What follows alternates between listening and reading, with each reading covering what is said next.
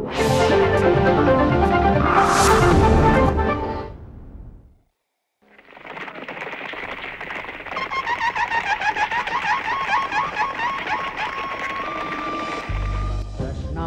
गर्भात उमलते प्रगतीची भाषा, सल्ला हसरत शंका निरसन यातून पुरे आशा, अभिमानाने घराघरातून,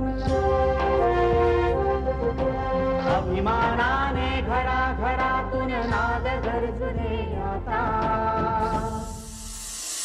जय महाराष्ट्र ही गाऊया गाथा. जय महाराष्ट्र ही गाऊया गाथा.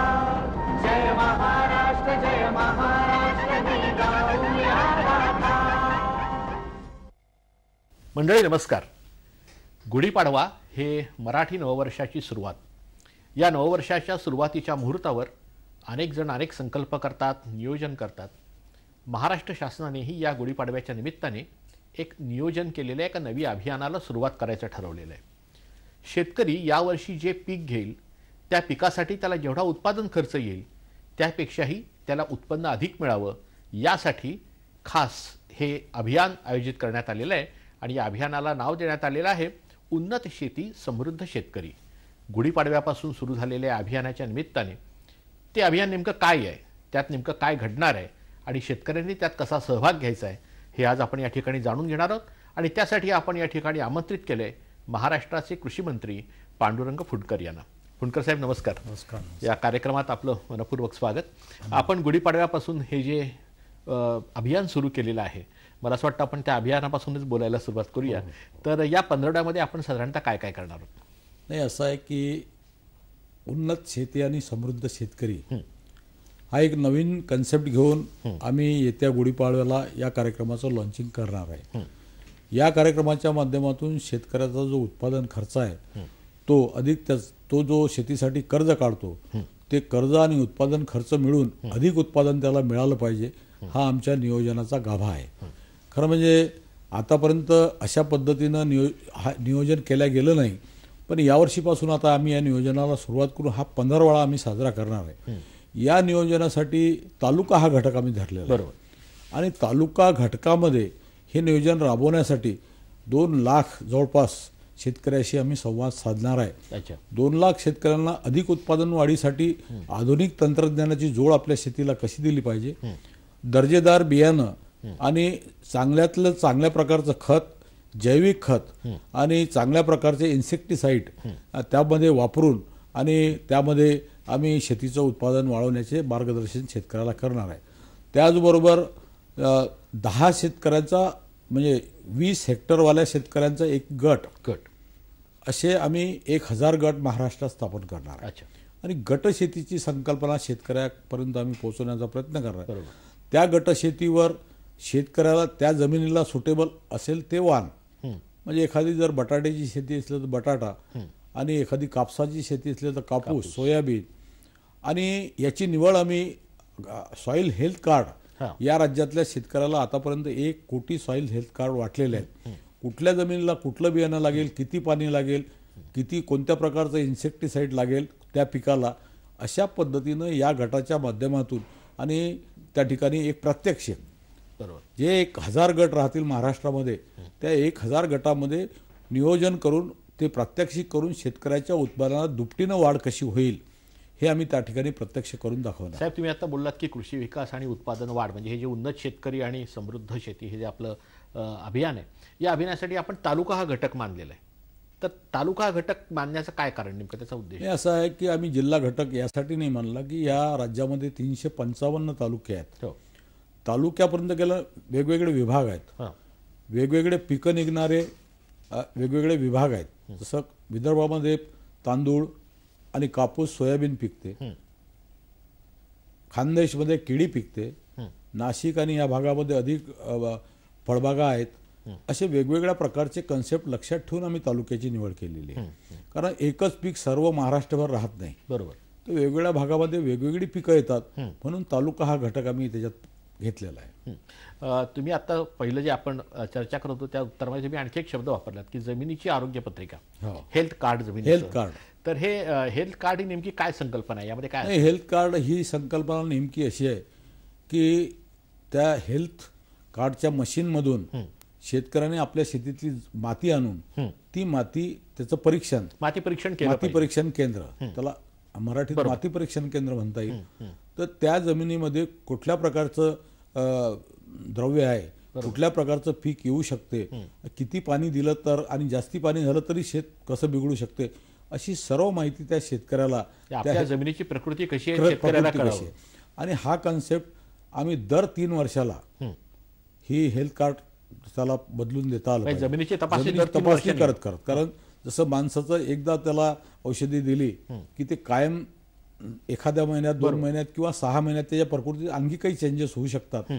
म्हणून जमिनीमध्ये सुद्धा काही चेंजेस जर 3 वर्षात झाले तर दर 3 वर्षांनी त्या जमिनीच्या मातीचं परीक्षण आम्ही करणार. बरोबर आहे. यावर्षी आपण ठिबक सिंचनासाठी मोठी तरतूद केलेली आहे. ठिबक सिंचनाचा प्रचार अनेक वर्ष सुरू आहे, पण यावर्षी तुम्ही एकदम मोठ्या प्रमाणावरती तरतूद केली, तर यावर्षी एवढी मोठी तरतूद करण्याचं नेमकं कारण काय होतं? नाही, माझी संकल्पना अशी आहे की जमिनीतला पाण्याचा साठा हा दिवसेंदिवस कमी होतो आहे आणि आता जमिनीत पाण्याची पातळी 1000 फुटापर्यंत काही भागामध्ये गेलेली आहे. खाली गेली. पण माननीय मुख्यमंत्र्यांनी यावर्षी एक मोठा कार्यक्रम, महत्वाकांक्षी कार्यक्रम या राज्यात राबवला, जलयुक्त शिवारच्या माध्यमातून. आणि आज शेतकऱ्याची अशी अवस्था की आपल्या शेतीला किती पाणी लागेल हे शेतकऱ्याला समजत नाही. त्यापुढे बरंचसं पाणी वाया जाते, पाण्याचं नियोजन होत नाही. आणि पाण्याचं नियोजन करून ठिबकच्या माध्यमातून ते पाणी जे दांडानं पहिले शेतकरी देत होता ते पाणी न जाता मोजून जाईल, प्रत्यक्ष झाडाला त्या पाण्याचा थेंब थेंब जाईल आणि त्या झाडाला जेवढं पाणी लागते तेवढंच त्या ठिकाणी शेतकरी देईल. बरोबर. आतापर्यंत अशी परिस्थिती होती की भरमसाठ पाण्याचा वापर होत होता, त्याच्यामुळे पिकावरही परिणाम होत होता आणि शेती खराब होत होती, जमिनीवर परिणाम, शेती खराब होत होती. त्यामुळे याचा निश्चितपणाने उपयोग होईल. आणि माझी संकल्पना अशी आहे की एकदा पाण्याचं नियोजनबद्ध पाणी आणि खतं जर तुम्ही दिले तर शेतीच्या उत्पादनात वाढ होते आहे. बरोबर. दुसरा विषय असा आहे की आम्ही आता हे गटशेती ज्या वेळेला यशस्वी होईल त्यावेळेला त्या ठिकाणी कॉम्प्युटराईज सर्व पाणी आणि पाण्याच्या माध्यमातून खत सुद्धा, हे सुद्धा त्याला त्या जमिनीत त्याला देता येईल. जेवढं लागेल तेवढं खत दिलं जाईल, जेवढं लागेल तेवढं पाणी दिलं जाईल. जास्तीचं पाणी जर जायला लागलं तर कॉम्प्युटर आपोआप बंद होईल. अशा प्रकारची सिस्टीम.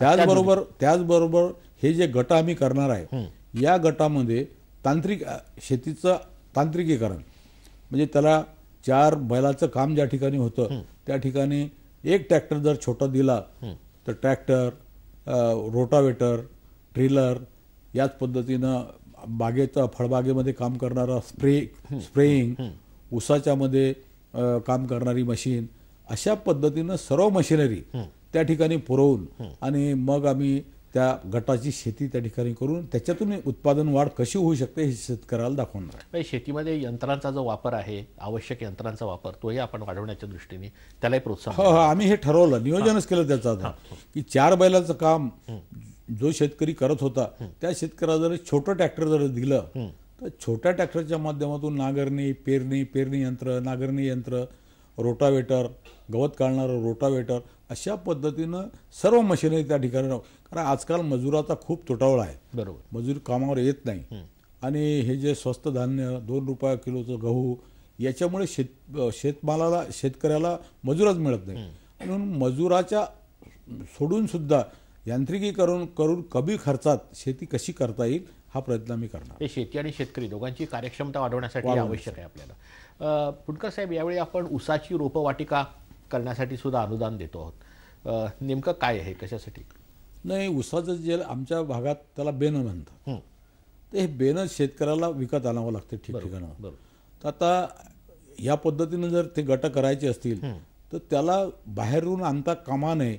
चांगल्या पद्धतीचं म्हणजे वाण, ऊसामध्ये सुद्धा अनेक जाती आहेत, त्या अनेक जातीपैकी चांगल्या पद्धतीचं वाणाचे रोपं स्वतःच त्या नर्सरीमध्ये केल्या जाईल, सेडनेटमध्ये केल्या जातील आणि ते शेतकऱ्याला पुरवल्या जातील. त्याच्यामुळे मुळातच ऊसाचं उत्पादन वाढेल, त्याचा चांगला उपयोग होईल. यावेळी आपण शेडनेट आणि हरितगृह याच्यासाठी सुद्धा एक मोठी तरतूद केलेली आहे. शेतकऱ्यांसाठी आपण मोठा निधी उपलब्ध करून द्यायचं ठरवलेलं आहे.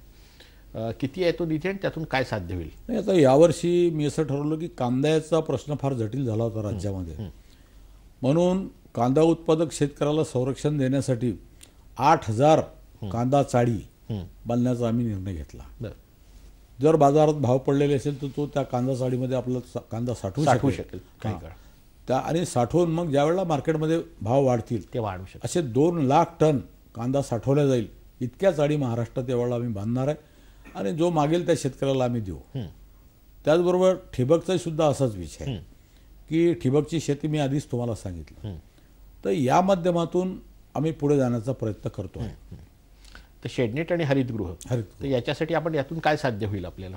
नाही, याच्यातून काय होईल की शेडनेट ज्या ठिकाणी आम्ही करू त्या ठिकाणी भाजीपाला आणि वेगवेगळ्या प्रकारचं जे एक्सपोर्ट होणारी क्वालिटी, संरक्षित हवामानाची एक्सपोर्ट होणारी क्वालिटी त्या ठिकाणी निर्माण करू आणि मग पॅक हाऊस आणि कोल्ड चेन अशा पद्धतीनं त्या शेडनेटचा उपयोग करून त्या शेडनेटमधून होणारी जी उत्पादन आहे उत्पादनाचा दर्जा वाढेल आणि एक्सपोर्ट क्वालिटीचं उत्पादन त्याच्यामधून करण्याचा आमचा प्रयत्न राहणार. बरोबर आहे.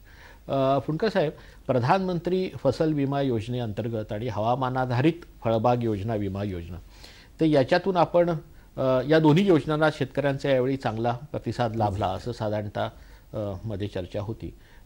कसा काय आहे नेमकं त्यात? नाही, असं आहे की पंतप्रधान फसल योजना ही लागू केली आहे या राज्यात यावर्षीपासून आपण लागू केली. त्यामध्ये जवळपास 1 कोटी शेतकऱ्यांनी भाग घेतला. सध्या या राज्यामध्ये ग्राहक 1,33,00,000 आहेत. अच्छा. तर 1 कोटीच्या वर शेतकऱ्यांनी भाग घेतला. जो कर्जदार शेतकरी आहे त्याचं प्रीमियम आम्ही बँकेतूनच भरलं आणि जो बिगर कर्जदार शेतकरी आहे त्याला ऐच्छिक ही योजना लागू केली आणि त्याचं प्रीमियम इतकं कमी ठेवलं, 2.5 रुपये आणि 1.5 रुपये पर शेकडा इतकं प्रीमियम आम्ही कमी ठेवलं.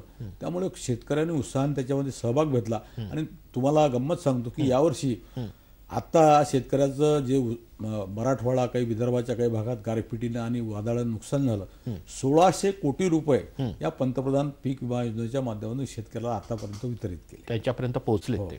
अच्छा, म्हणजे हा मोठी रक्कम. फुंडकर साहेब, आत्ताच अर्थसंकल्प मांडला गेला. अर्थसंकल्प, अर्थमंत्र्यांचं भाषण सगळ्यांपर्यंत पोहोचलं, तर त्यात कृषी क्षेत्राला मोठी तरतूद आहे असं दिसतंय. कारण त्यांनी सुरुवातीचा त्यांचा जो भाग होता भाषणाचा तो जवळजवळ कृषी विभागाशी संबंधित होता. त्यातून काय काय आपण यावर्षी साधू शकणार आहोत आणि एवढी मोठी तरतूद होण्याचं कारण काय? नाही, तरतूद असं आहे की या सरकार स्थापन झाल्यापासून या सरकारनं ठरवलेलं आहे. माननीय पंतप्रधान मोदीजींनी एक घोषणा अशी केली होती की शेतकऱ्याचं उत्पन्न दुप्पट आम्ही करणार आहे 5 वर्षामध्ये. त्या दिशेनं ही वाटचाल आहे आमची, त्या दिशेनं आम्ही पावलं टाकतोय. आणि हे जे विविध उपक्रम आता मी तुम्हाला सांगितले, त्या विविध उपक्रमाच्या माध्यमातून शेतकऱ्याचं उत्पन्न दुप्पट व्हावं हा दृष्टिकोन डोळ्यासमोर ठेवून आणि आता ही तरतूद झालेली आहे आणि त्या दृष्टीनं आम्ही पुढे जातोय. बरोबर. याच्यापूर्वीची कृषी क्षेत्रातली तरतूद होती ती दरवर्षी साधारणतः आपल्याला माहिती आहे किती हेड असतात ती असतात. यावर्षी नव्याने आपण काय गोष्टी त्यामध्ये? नाही, नव्यानं आम्ही थोडंसं ठिबकचा विषय त्याच्यामध्ये घेतला, कारण हा प्राधान्याचा विषय आहे. कारण गेली 3 वर्ष पुन्हा पाण्याचा प्रश्न होता. ठिबक, कांदा चाळ, त्याचबरोबर शेडनेट याच्यामध्ये जास्त तरतूद आम्ही केलेली आहे. त्याचबरोबर जलशिवारच्या माध्यमातून यावर्षी 1200 कोटीची तरतूद आहे, जो कृषी विभागाच्या माध्यमातून राबवल्या जातात. आणि शेताचं सपाटीकरण करणे, शेतात बांध करणं असा जो एक प्रोग्राम आहे तो, आणि नाल्याचं पाणी अडवणं, नदीचं पाणी अडवणं हा जो कार्यक्रम कृषी विभागातर्फे चालतो त्यासाठी ही 1200 कोटीची तरतूद आहे. बरोबर. आणि त्याचं प्लॅनिंग आम्ही केलेलं आहे. त्या प्लॅनिंगच्या नुसार आता कामं सुरू होतील आणि जून एंडपर्यंत मला असं वाटतं की मागच्या वर्षीपेक्षा दुप्पट काम होईल आणि मागच्या वर्षीपेक्षा जास्त पाणी या वडला या जलयुक्त शिवारच्या माध्यमातून साचणार आहे. बरोबर आहे. म्हणजे पाणी अडवण्यापासून ते शेतकऱ्याने पाण्याचा सुयोग्य वापर करावा, त्यात अत्याधुनिकीकरण घ्यावं, त्याची कार्यक्षमता वाढवण्यासाठी यांत्रिकीकरण यावं आणि मालाचा दर्जा वाढवण्यासाठी म्हणून आपण हरितगृह आणि शेडनेट या पद्धतीने आपण तरतुदी करतो आहोत. पण या सगळ्याच्या म्हणजे मुळाशी असतं पुन्हा जसं तुम्ही सांगितलं की ऊसाच्या संदर्भात आपण बियाण्याची रोपवाटिका का करतोय, तर तसं बियाणाचा दर्जा हा फार महत्त्वाची गोष्ट असते कुठल्याही. आता साहेब असं आहे की बियाण्याचा दर्जाचं सुद्धा आम्ही लक्ष घातलेलं आहे.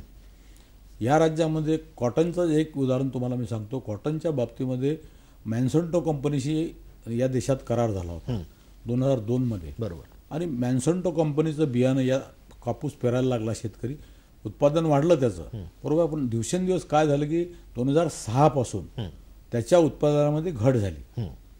ते बियाण्यामध्ये काही प्रॉब्लेम आले आणि त्या बियाण्याची किंमत शेतकऱ्याला न परवडणारी होती. म्हणजे 800 रुपयाचं एक 450 ग्रॅमचं एक पॅकेट त्याला मिळत होतं. पण मागच्या वर्षी आमचं सरकार आल्यानंतर आमच्या सरकारनं 100 रुपये पॅकेट त्याची किंमत कमी केली. पण मी त्याच्या अधिक पुढे गेलो की मी बीटीचं जे वाण आहे ते मॅन्संटो कंपनीचं न घेता आपल्याच राज्यात जर 4 कृषी विद्यापीठ आहेत किंवा एक सेंट्रलचा ICRचा एक मोठा कॅम्प आहे आपल्या राज्यात, त्याच्या माध्यमातून हे बीटीचं बियाणं तयार करून तो वाण त्याच्यामध्ये टाकून आणि ती बॅग 350 रुपयापर्यंत कशी मिळेल शेतकऱ्यांना, हा प्रयत्न माझा चाललेला आहे. जवळपास यावर्षी आम्ही 1 लाख पॅकेटचा पुरवठा करण्याचा माझा प्रयत्न आहे खरीप पिकासाठी. तर बियाण्यात सुद्धा आम्ही आता कमी, उद्देश एकच सांगतो तुम्हाला की उत्पादन खर्च कमी करायचा आणि उत्पादन वाढवायचं. बरोबर. म्हणजे मग शेती त्याला परवडण्यासारखी होणार आहे, हा एक आमचा उद्देश आहे. जसं दुसरे दर्जेदार बियाण्यासाठी आता जालन्याला मी आता परवा म्हणजे 1-2 महिन्यापूर्वी आम्ही निर्णय घेतला की जालन्याला, हा जालन्याचा जो पट्टा आहे हा हवामान आणि त्या याच्यामध्ये बरोबर टप्प्यात येत असल्यामुळे देऊळगाव राजा आणि जालना या ठिकाणी 200 हेक्टरवर आम्ही सीड हब उभारणार आहेत. वेगवेगळ्या कंपन्यांना बोलावून आमंत्रित करून आणि दर्जेदार सीड त्याच्यातून कसं मिळेल याचं 5 वर्षाचं प्लॅनिंग आम्ही आता केलेलं आहे. दुसरं इंडो इस्रायल करार, इस्रायलच्या माध्यमातून, दापोली कृषी विद्यापीठाच्या माध्यमातून, त्याबरोबर परभणीच्या माध्यमातून, औरंगाबाद, परभणी, दापोली आणि नागपूर या 4 ठिकाणी इस्रायलच्या मदतीनं आता नवीन रोपाची आम्ही लागवड करणार आहे. आंबा आहे, त्याबरोबर वेगवेगळी फळं आहेत. या फळाची त्या ठिकाणी प्रात्यक्षिक पायलट प्रोजेक्ट हा दोघांच्या याच्यातून आम्ही करून आणि ते वाण जे येईल मग ते आम्ही शेतकऱ्याला देणार. अच्छा, बरोबर आहे. कारण काय होतं दरवेळी पाऊस चांगला पडला की बियाण्याची मागणी मोठ्या प्रमाणात वाढते, शेतकरी जातो, बियाणे मिळत नाही, मिळालं तर अधिक त्याची फसगतही होते. त्यामुळे बियाण्याचा पुरवठा आणि तो चांगल्या बियाण्याचा पुरवठाही फार या वर्षीपासून आता बियाणं, दर्जेदार बियाणं अधिक त्याला दर्जेदार खत, चांगलं खत, चांगलं इन्सेक्टिसाइड हे शेतकऱ्याला मिळावं यासाठी आम्ही 5 वर्षाचा प्लॅन आता तयार केलेला आहे. त्याचं नियोजन आम्ही केलेलं आहे या खरीप हंगामापासून, येणाऱ्या जुलैच्या खरीप हंगामापासून. त्याचबरोबर आम्ही आता रबीचं सुद्धा त्याच पद्धतीनं नियोजन केलेलं आहे. आणि म्हणून रब्बी अधिक खरीप याचं नियोजन करून दर्जेदार बियाणं, दर्जेदार खत, इन्सेक्टिसाइड चांगल्या पद्धतीचं आणि कमी भावात हा पुरवठा कसा होईल याचं प्लॅनिंग आता 5 वर्षाचं आम्ही तयार करतोय. म्हणजे कृषी क्षेत्राला आणि शेतकऱ्याला वेगळ्या पद्धतीने एक आधार देण्याचा, त्याला प्रोत्साहन देण्याची एक वेगळ्या प्रकारची योजना आपण आयोजित केली.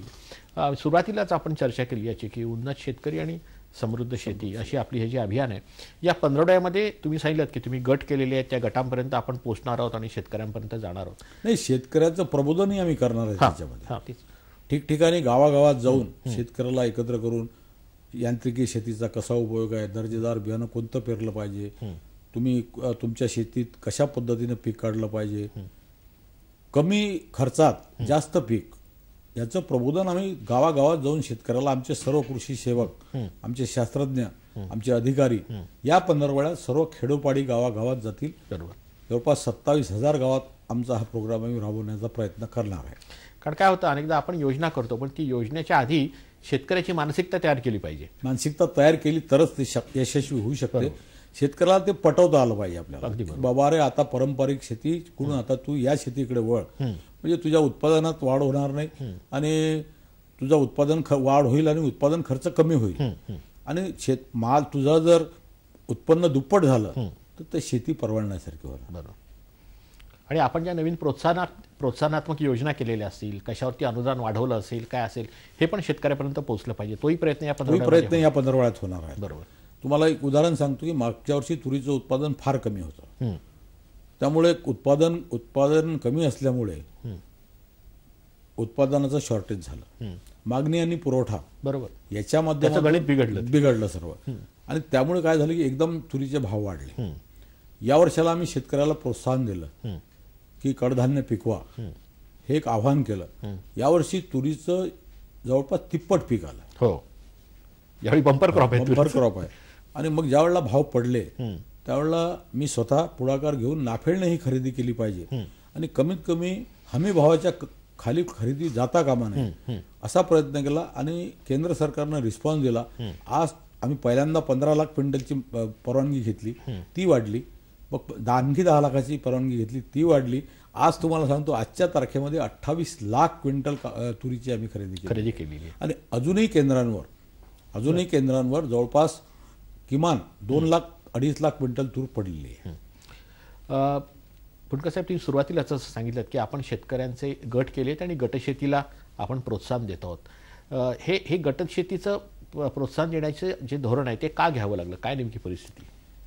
गटशेतीचं धोरण यासाठी घ्यावं लागलं की शेतकरी व्यक्तिगतपणे ज्यावेळेला शेती करत होता तोपर्यंत त्याच्यापर्यंत काही मार्गदर्शन दिलं जात नव्हतं, तो कोणाला विचारत नव्हता. कारण काही भागात अल्पउधारक शेतकरी भरपूर आहेत. मोठा शेतकऱ्याच्या पर्सेंटेज करतात. शेतकऱ्याचे क्षेत्र इतकं कमी होत चाललेलं आहे की त्यामध्ये होल्डिंग इतकं कमी होऊन राहिलं आता दिवसेंदिवस. अगदी बरोबर. आणि त्याच्यामुळे व्यक्तिगत शेती करणारा शेतकरी ह्या गोष्टीकडे लक्ष देत नाही. म्हणून एक 20 लोकांनी मिळून एकत्र, त्याला एकट्याला परवडत पण नाही एवढं सगळं करणं. 20 लोकांनी मिळून एकत्र जर एकच वाण लावलं, एकच खत दिलं, एकच बियाणं लावलं, त्याची फवारा एका ठरवून केला तर मला असं वाटतं की निश्चितच त्याच्या शेतीमध्ये उत्पादनात वाढ होणार आहे. शेती करायची असेल तर सर्वांचं जे यांत्रिकीकरण राहील, बरोबर, ते यंत्र सर्वांच्या शेतात जाऊन त्या गटाचं ते काम त्याला सामूहिक मालकी असेल, त्यामुळे त्यामध्ये सगळ्यांना ते परवडेल ते वापरायला. अगदी बरोबर आहे. तोच भाग यातला महत्त्वाचा मुद्दा आहे. शेतकऱ्याला आत्मनिर्भर स्वावलंबी करण्यासाठी आपले हे जे सगळे वेगवेगळे प्रयत्न सुरू आहेत, यापेक्षा आपण आणखीन वेगळा काय विचार करतो?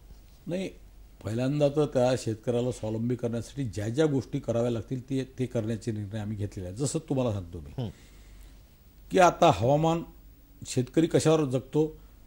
पुण्याचं वेधशाळेचा अंदाज, बरोबर, किंवा जे अंदाज असतात त्याच्यावर तो जगतो. आता आम्ही असा निर्णय केला की रेव्हन्यूचं जे एक मंडळ राहते त्या मंडळावर आता आम्ही हवामान केंद्र लावणार आहे. बरोबर, त्याची सुरुवात आता मी करतोय.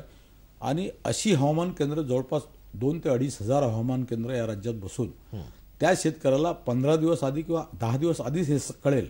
जसं आता मराठवाड्यात गारपीट आली, वादळ आलं, तर हे वादळ हवामान केंद्र जर त्या ठिकाणी असतं आणि त्यानं जर माहिती दिली असती की बाबा वादळ येते आहे रे, किंवा तुझं काही पीक असेल ते काढून घे, गारपीट होणार आहे, तर शेतकरी सावध झाला असता.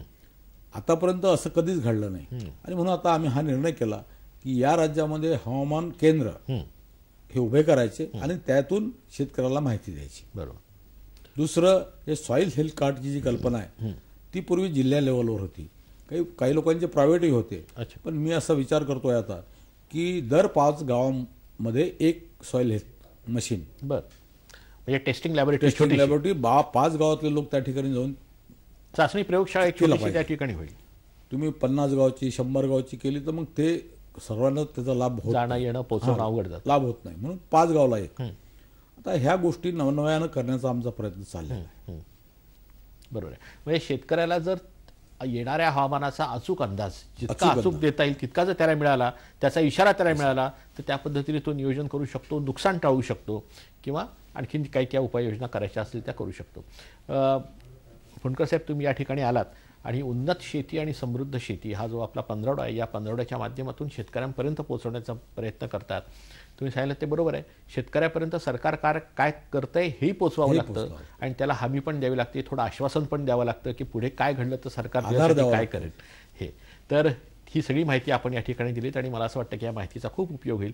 आपल्या या चर्चेच्या शेवटी आपण शेतकऱ्याला या पंधरवड्याच्या निमित्ताने काय आवाहन कराल?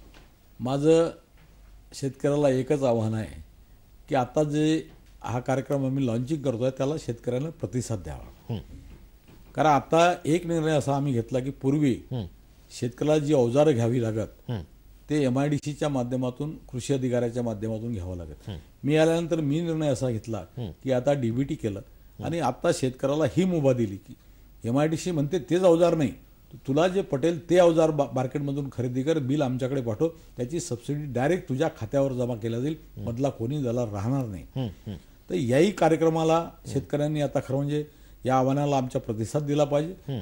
जे त्याला लागेल ते ट्रॅक्टर, जे त्याला लागेल ते रोटावेटर त्या कंपनीचं त्यांनी खरेदी करावं. तसंच आता हे DBT मध्ये पैसा जमा करत असताना त्याला बँकेत खाते काढावे लागतील, आधार कार्ड घ्यावे लागतील.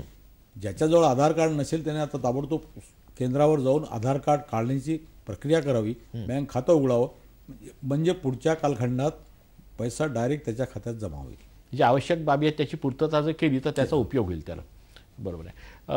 आपण आपला जो आता संपूर्ण कृषी विभाग आहे, म्हणजे असं म्हणतात की महाराष्ट्रामध्ये जे जे विभाग आहेत त्यात अगदी शेवटच्या गावापर्यंत पोहोचलेली ज्यांची यंत्रणा आहे त्यात कृषी विभागाचा एक मोठा सहभाग असतो. 28,000 लोक आमच्या कृषी विभागात काम करतात महाराष्ट्रामध्ये. बरोबर. कृषी सेवकापासून तर पार आमच्या MD पर्यंत. त्यामुळे 28,000चा स्टाफ असणारं कृषी खातं हे सर्वात मोठं खातं आहे. बरोबर आहे. महसूल डिपार्टमेंटही आहे पण कृषी त्याच्या आहे ना, त्यातला महत्त्वाचा भाग आहे. जो कर्मचारी वर्ग आहे त्यांनाही अशा एका कामासाठी प्रोत्साहन देणं, एक दिशा देणं ही सुद्धा एक मोठी गोष्ट असते. तर त्यासाठी तुम्ही आधी काही बैठका वगैरे घेतलेल्या आहेत? सुरू आहेत बैठका आमच्या. बरं. तर हे आता राज्यस्तरावर, जिल्हा स्तरावर, तालुका स्तरावर या बैठकांचं आयोजन आम्ही आता करणार आहे. आणि त्या बैठकांच्या माध्यमातून मग ही योजना अधिक कशी गतिमान करता येईल हा प्रयत्न आम्ही करणार. फुंडकर साहेब, आपण जे प्रयत्न करतात त्या प्रयत्नाला नक्कीच यश मिळेल आणि शेतकरी त्याला प्रतिसाद देतील अशी अपेक्षा व्यक्त करतो. आपण या ठिकाणी आलात याबद्दल आपले मनापासून आभार मानतो. धन्यवाद.